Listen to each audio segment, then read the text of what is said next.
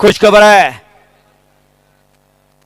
पश्चिम महाराष्ट्रातलं नव्हे तर भारतातलं पहिलं आणि भव्य दिव्य असं मैदान आदतचा महासंग्राम पाहायला मिळणार आहे. दिनांक 14/9/2024 ला माजी आमदार माननीय श्री प्रभाकररावजी गारगे साहेब यांच्या वाढदिवसानिमित्त एक आदत एक बैलचं भव्य आणि दिव्य असा बैलगाड्यांचा जंगी सोहळा.